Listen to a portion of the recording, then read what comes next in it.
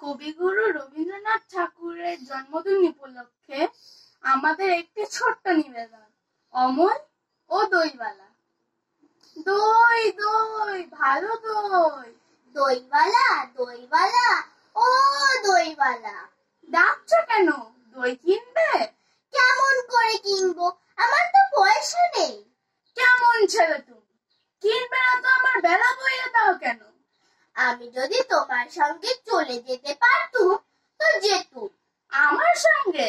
হ্যাঁ, তুমি যে কত দূর থেকে হাঁটতে হাঁটতে চলে যাচ্ছ শুনে আমার মন কেমন করছে। বাবা, তুমি এখানে বসে কি করছো? কবিরাজ আমাকে বেরোতে বারণ করেছে, তাই আমি সারাদিন এখানেই বসে থাকি। আহা বাছা, তোমার কি হয়েছে? আমি জানি নে। দইওয়ালা, তুমি কোথা থেকে আসছো? আমাদের গ্রাম থেকে এসেছি। তোমাদের গ্রাম অনেক দূরে? তোমাদের গ্রাম? আমাদের গ্রাম সেই পাঁচমুড়া পাহাড়ের তলায়, শ্যামলী নদীর ধারে। পাঁচমুড়া পাহাড়, শ্যামলী নদী, কি জানি, হয়তো তোমাদের গ্রাম দেখেছি। কবে সে আমার মনে নেই। তুমি দেখেছো? না, কোনোদিনও যাইনি, কিন্তু আমার মনে হয় যেন আমি দেখেছি। অনেক পুরনো কালের খুব বড় বড় গাছের তলায় তোমাদের গ্রাম, একটি লাল রঙের রাস্তার ধারে, না? ঠিক বলেছো বাবা। সেখানে পাহাড়ের গায়ে সব গরু চড়ে বেড়াচ্ছে। কি আশ্চর্য, ঠিক বলছো। আমাদের গ্রামে গরু চড়ে বই কি, খুব চড়ে।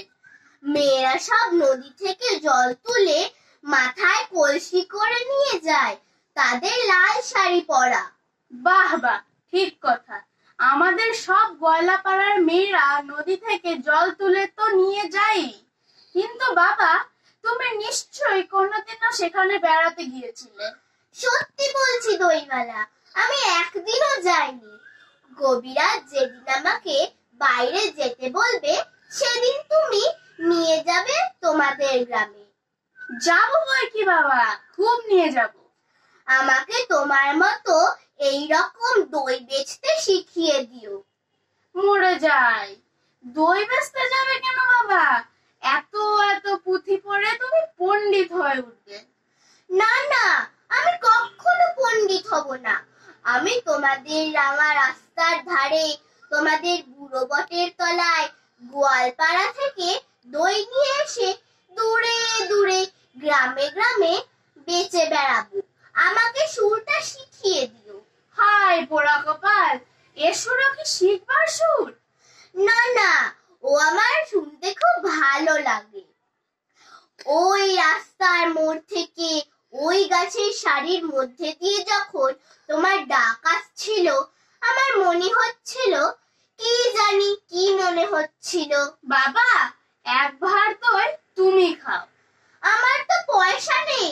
না না না, পয়সার কথা বলো না। তুমি আমার দই একটু খেলে আমি কত খুশি হব। তোমার কি অনেক দেরি হয়ে গেল? কিচ্ছু দেরি হয়নি বাবা, আমার কোনো লোকসানও হয়নি। দই বেচতে যে কত সুখ, সে তোমার কাছ থেকে শিখে নিল। নমস্কার।